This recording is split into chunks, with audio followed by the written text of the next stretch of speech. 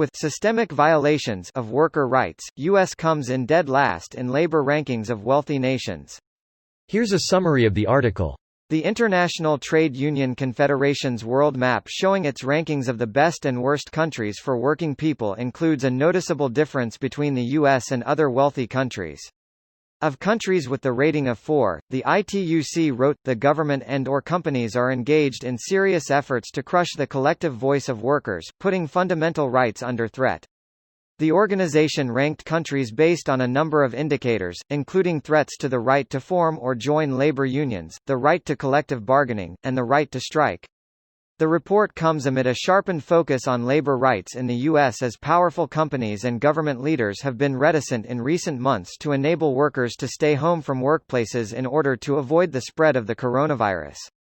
Federal and state government leaders have also displayed disdain for the rights of workers in the midst of the public health crisis, with several states threatening to end unemployment benefits for any worker who didn't return to their job after the economy began reopening.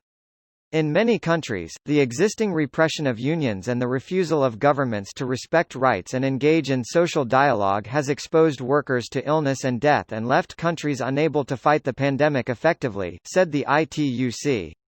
Around the world, the ITUC found that violations of workers' rights are at a 7-year high.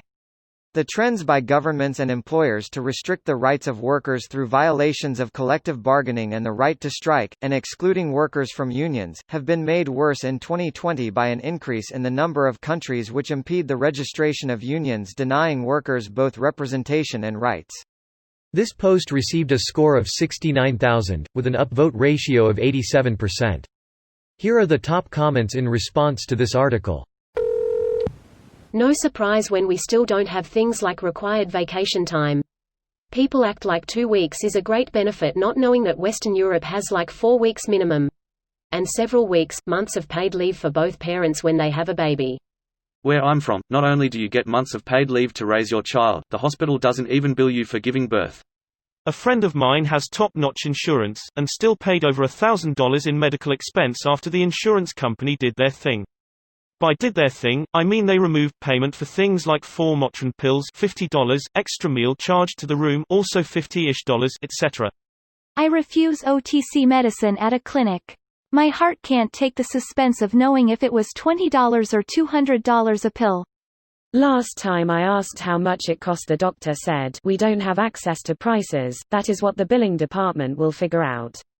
What? I can't think of another contract you enter blindly responsible for whatever the charge is. Just when it comes to my health must I agree to pay for a service before knowing the amount or even the magnitude of the charge. I got sick with good healthcare in the US and had one test cost me $2,500 out of pocket. Mind you, that was one test of many and didn't include eventual treatment, and my annual insurance premiums were about $3,000.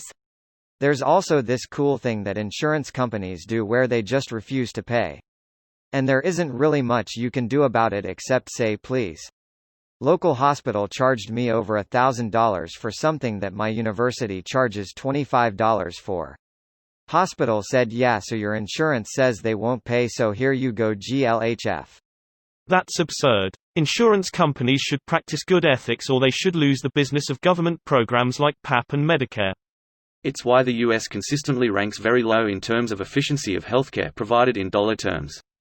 $700 here in Australia as compared to $12,000 in the US. For exactly the same thing.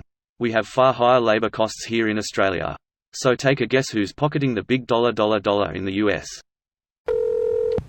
Story time. During the height of the recession I worked in a factory. I went to the doctor and before I could have thorough testing done, I received a call from my insurance company saying that it was work-related, they wouldn't cover anything, and I needed to file a workers' comp claim. The insurance was through work. I went to the safety guy and tried. After a year of fighting it, while working the whole time, they finally sent me to a doctor of their choice, who just moved my arm around a bunch and sent me on my way. This video was automatically created by Reddit to speech. The article and comments in this video were selected from Reddit according to their upvotes, and any paraphrasing was performed by smmry.com, without any human intervention.